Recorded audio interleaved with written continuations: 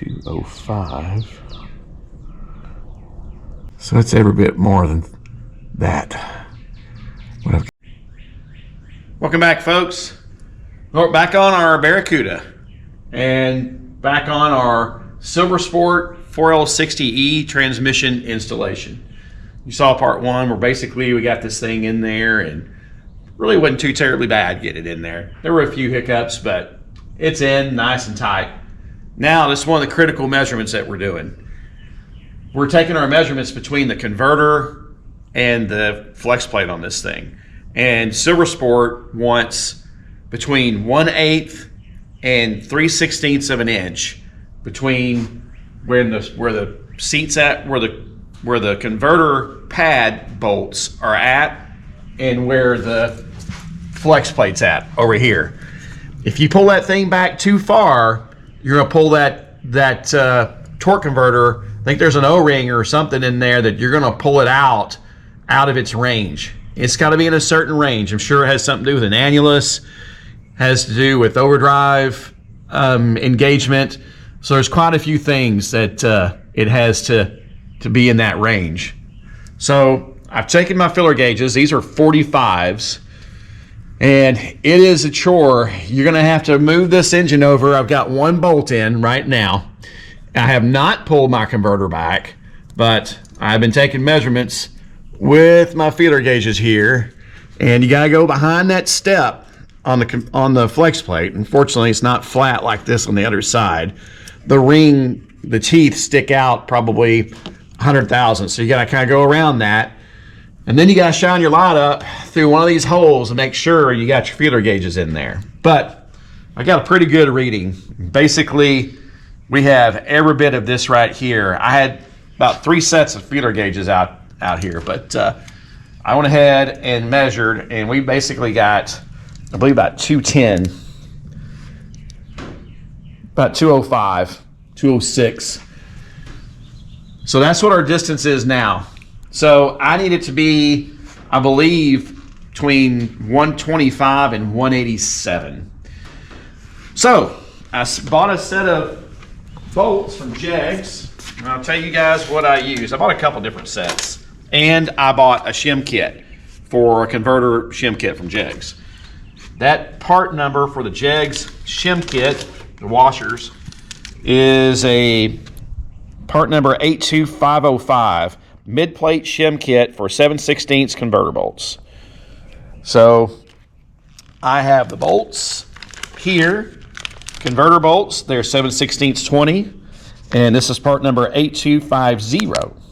So what we're going to do now, I took my 210, and you have 3 sets, 3 different sizes of shims. This is 1/4 of an inch, it's 250. The middle ones are, let's see what they are here. They are 126, 127. And then the smallest ones, I believe, are 55. Yeah, 54, 55. So I'm going to take that 205. I'm going to take what we have, 0.205, and I'm going to subtract 0.055. And that's going to put me at 150. And that's going to be right in the middle of the range between 125 and 187. So you got a little bit of range, a little leeway there. Now, let's see how difficult it's going to be to stick this shim in there behind that bolt. This may be fun, so let's see how this goes.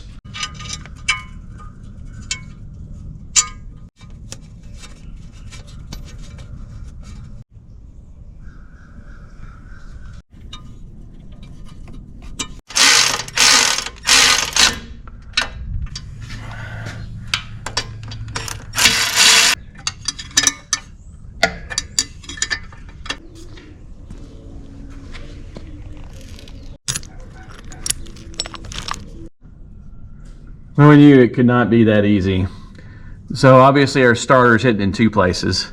And I think this is where I see all the Hemi guys talking about, Gen 3 guys. I think they grind on that boss right there because it is kicking the starter over. And you can also see we're hitting the tube So to get this thing, and I mean it's close, but no cigar. And then right here, both these bosses look like they need to be ground down a little bit. This is not wanting to cooperate. So what I'm going to do is I'm going to get my little grinder and I'm going to start grinding here and here and see where that gets us.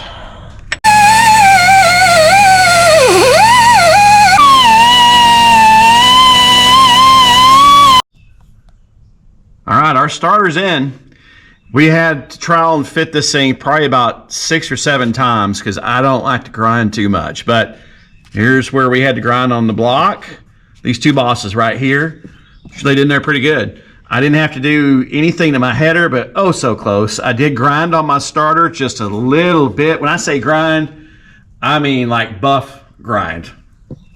But it's in. Problem is it's touching that header, I think, which yeah, it probably is. We'll have to cross that bridge when we get to it. If it starts getting hot, then I'm gonna have to figure out an alternative. But for now, we're gonna go with it. Now, obviously, this got to come back out to put the dust cover on. However, I don't want to put the dust cover on until I know that this pinion, this starter engagement with this flex plate is good. So now when you get back over to the electrical side and we need to start cutting and doing the final on our power wire coming from the battery, going to the starter, and then from the starter back up to where it's at, where it's terminated now, up to the fuse block. So let's let this thing down and probably start looking at where we need to cut. Actually, we only need to let it down. We need to find our power wire and see where we need to cut. All right, now we're about to run, as American Auto Wire wants us to do. This is a 0 gauge, 1 gauge wire. It's really good thick stuff right here. So we're gonna go ahead and cut this and put a new lug on here to go to the starter, to the main starter lug. And then we're gonna put a 6 gauge wire that's gonna go from here up to the fuse up where American Auto Wire wants us to go. So it's just a 6 gauge, and of course we're running a 0 gauge from the battery to the starter. So let's get this cut and terminated.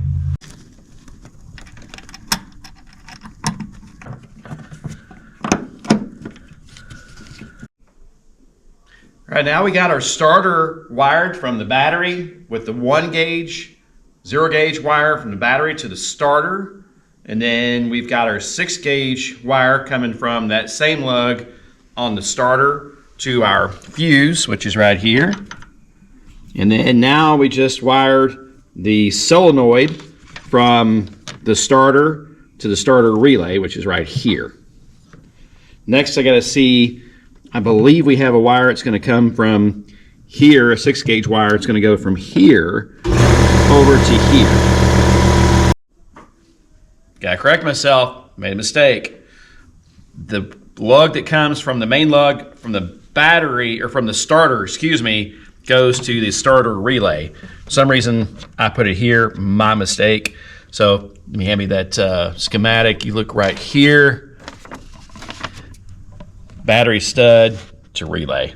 For some reason, I was going from here to here. Actually, now that I think about it,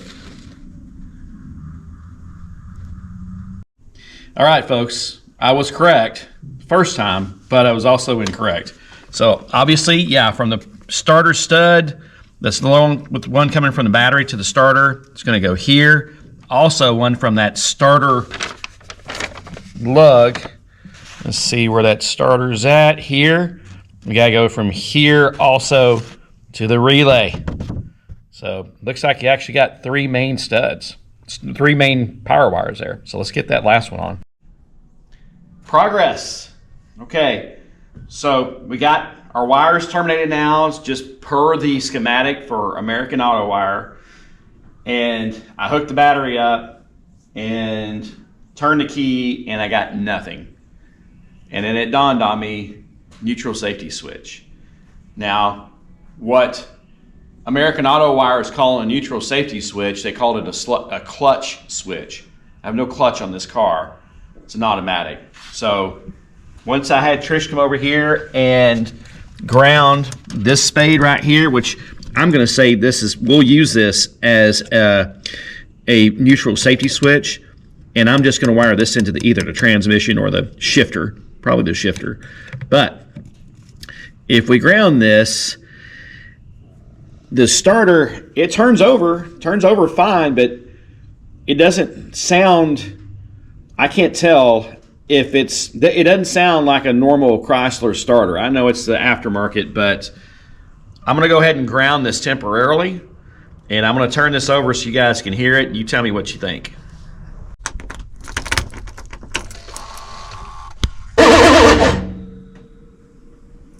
All right, and just like I thought, see, the Bendix is not coming back right there. So what does that tell me?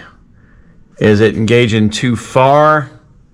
Do I need to shim the starter back some? Quite possibly. Let me get a screwdriver and see how hard that is to... Oh yeah, it is in a bind. I was afraid of this. All right, so I used 2 shims that came with the Silversport package, and I think one's like 80 thousandths, another one's 40 thousandths, but you use them even on each side. And I've got a little more room now between my pinion on the starter and the ring gear on the flex plate. So let's see what that sounds like. Still sound. As you can see, it's still stuck in there. So I think what we're going to do, yeah, I mean, that thing is, golly, whew, it is in there. So I'm going to throw the kitchen sink. I'm going to use all these shims. I'm just going to pull this starter back because, I mean, I can't even move the Bendix. And yeah, it's just too much. And I don't think there's any way for engagement for me to get it out, for this thing to go outwards. I'd have to have an adjustable different starter that you can clock. But only thing I can say is I'm going to try all the shims and see what it does. All right, we put all the shims. Remember I told you I was going to throw the kitchen sink at it? So I used all the shims that they had, and now you can tell the difference.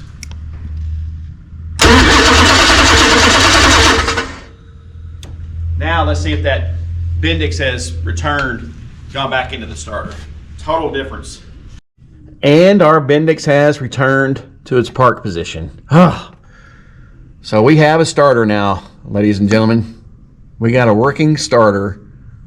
So this pretty much took most of the day just doing this. A lot of you guys out there, you gotta have it done a lot faster than I would. Something else, I was freaking out. I saw transmission fluid when we were coming up on the lift, and I'm like, oh great, now I've got to pump seal out. But no, it was pumping it out the lines. So the converter's working, it's pumping, doing whatever it needs to do. So whatever fluid's in there, it's trying to pump it through. So, all right, I think we're gonna leave it for this part of the video of getting our starter set up on our 68 Barracuda with the Silversport 4L60E transmission.